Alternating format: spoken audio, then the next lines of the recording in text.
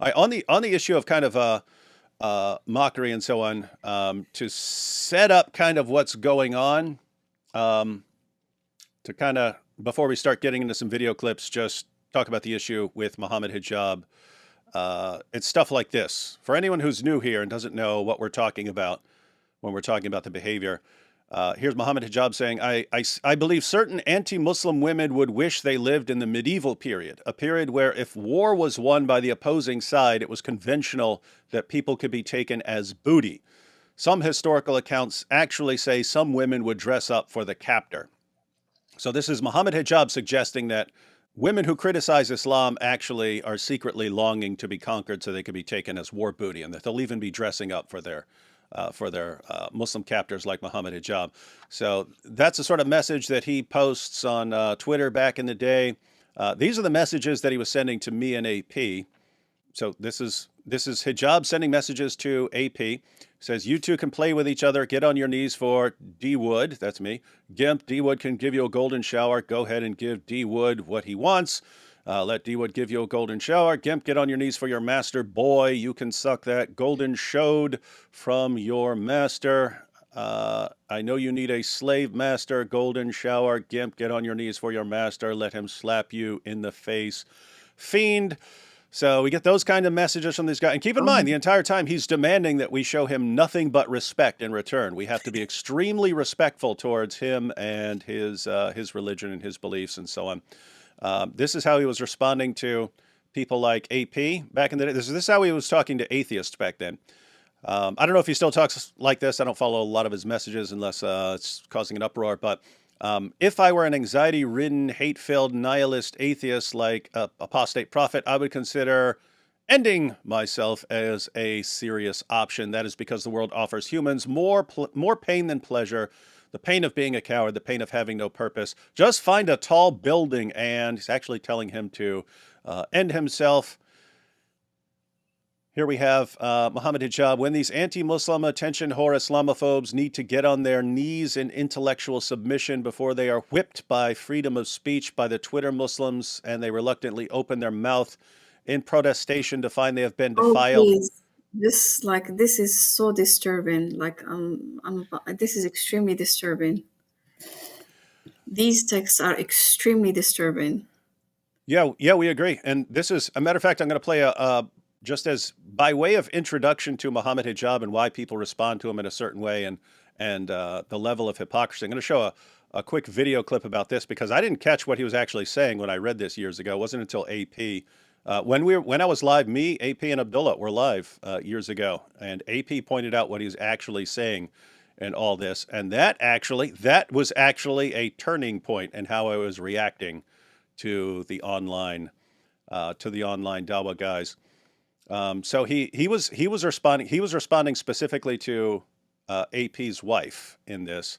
And then he encouraged his followers to do the same. I call upon all the Muslim Twitter soldiers to work within the full scope of the law to create maximum damage to the cause of apostate prophet and his public figure wife. They are demoralizing on the ropes. Do not let the weak-minded Muslims deter you. Finish them. This was him saying, hey guys, this is how I'm responding to him. Now everyone do the same. And how was it? He was going after, this is back when he decided to go after everyone's wives. He went after everyone's wives. So instead of responding to AP or something like that, he wanted to go after his wife. But this isn't just how he was responding to non-Muslims. We would have things like this when he's in a discussion with his fellow Muslims. Okay, can I suck your wife's tit to make her mahram?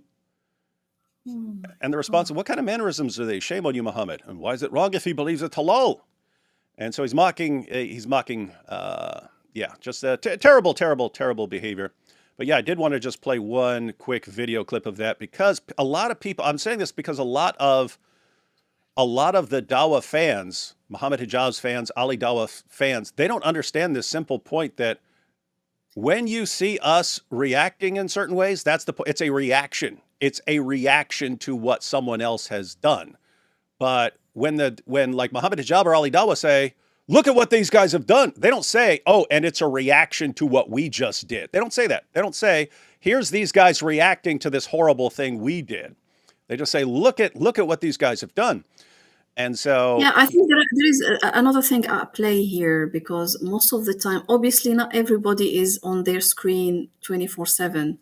They don't follow absolutely any particular person 24/7, whatever text, whatever comment, whatever post, whatever, you know. And I believe that from the Muslim community, what we get on our feeds is more of like the academic work. We get more of that. That's what shows up on our feeds. In regards to whomever we listen their lectures or whomever we listen in specific topics. So I believe the same thing happens from the Christian community as well. When they follow a certain figure, there is specific number or area of you know, that they are interested in, that they follow them for. So I believe this is where that there is the hidden, somehow hidden part of this person, and we don't really pay much attention to that. That's why it doesn't show up on our feeds. mhm. But like things to be said, this is making me feel like I would like to throw up. Like this is extremely disturbing.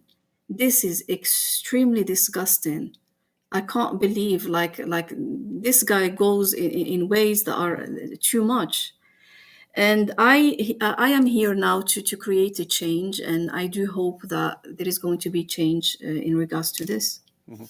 And I have to the reason I'm bringing this up, is because again, in my mind, it's a parallel between the situation with you, right? It's from hijab's perspective, I get to do whatever I want, and everyone else has to keep their mouth shut and do nothing but respect me in return. That's how he is with non-Muslims, right? It's, hey, I get to heap insults and abuse on you. I get to mock you in every possible way. I get to threaten you. I get to do whatever I want. And you have to respond. You have to respond by treating me like a king. But then in apparently, we don't know a lot about his relationships with women apart from, but it sounds like the same thing. I get to treat you however I want, and your job is to just treat me like a king in response. And when it doesn't work, he just loses his mind. When people say, no, you don't get to treat people horribly like garbage and just and have them treat you like a king in response, he loses his mind, which that's a symptom of narcissistic personality disorder. I seriously believe that he's a narcissist. But I did want to play this sort of final clip on this. We've got a bunch of clips to go through, but last little clip on this issue. This is where things change, because to this day they complain about people ripping the Quran and things like that, and they don't know where all of that started. That started in response to him going after people's wives. Like it was, hey, you're not going after people's wives. You are crossing a line. We will do whatever it takes to stop you from going after people's wives. So here's a little clip of that. I'm not going to show anything with the Quran or something. Just want to show this was kind of when it AP explained what we kind of just looked at, and I hadn't seen it, but here we go. Now we're getting to the wives. When these anti-Muslim attention whore Islamophobes, when these anti-Muslim attention whore Islamophobes need to get on their knees in intellectual submission before they are whipped, before He they are loves this BDSM theme, eh? before they Seriously. are whipped Loves it. and lashed and chained up to against the wall by freedom of speech. Keep in mind, I think right here, I thought he was talking to us, so I thought it was funny. I actually thought it was funny. That's why I'm joking. I thought that he's talking to us, and I wasn't even paying attention. He's actually specifically responding to AP's wife, and that changes the meaning of forcing them to their knees and whipping them and making them open their mouths and defiling them. It changes the meaning when this is about a woman. By the Twitter Muslims, and they reluctantly open their mouth in protestation to find they have been defiled by the truth. Hey, listen, he said... That's me laughing. AP's not laughing because he understands what this is about, and I didn't at this point. all of this imagery here, whipped by freedom of speech by the Twitter Muslims. So you guys are being lashed and whipped by the Twitter Muslim, and you reluctantly open your mouth in protestation to find that you have been defiled. No, look, it is actually worse, and it's hard for me to speak this out. To be quite honest, but he's referring to my wife. He has a screenshot of my wife. And Oh, no! What he's doing here. the imagery that he's intending to put out here is that my wife, look, he's covering, he's veiling it all in such a way that it is relevant to Islamophobia and the war between the critics of Islam and Muslims. But what he's implying here is that when these anti-Muslim attention whore Islamophobes, meaning my wife is the attention whore, need to get on their knees in intellectual submission. He adds intellectual to make more of an implication of it, to make it more veiled, before they are whipped by freedom of speech by the Twitter Muslims. So he's implying here that the free speech by all those tough Muslim men, while my wife is getting on her knees in intellectual submission, and they reluctantly open their mouth in protestation to find that they have been defiled by truth. I don't want to speak this out, but I guess everyone gets the imagery of what he is trying to make here, the imagery that he's trying to present here. And this guy is speaking about my wife. He's speaking of himself and his entire Muslim community on Twitter. What this guy is doing here, dear Muslims, dear very morally sublime Muslims, is that he is implying that you tough Muslim men are here. My wife, I will speak of her just as a woman. A woman is here going on her knees, and all the proud Muslim men are going and sexually violating her all together. And my wife is letting that happen to herself. This is what is being implied here. This is the imagery here. This is your morally sublime religion. This is what you stand for, Muslims. All of you Muslim apologists. All of you Muslim apologists out there who are normally so loud about people who seek their freedoms, who are so loud about what schools teach, who are so loud about when hijabis take off their hijabs, when women seek their freedom, when people say the mildest things about Islam, when Trump issues a travel ban, which should be issued for all of you, for all of your pathetic countries. When you are outraged about these things, and you are all silent here about this, all those people who work with Muhammad Hijab, who have worked with him, who are still with him, who are still friends with him, all you people who are quiet right now, you hypocrites, this is what you stand for. This guy is talking about rape. This guy is talking about the imagery of sexual submission of my wife to this big Twitter mob.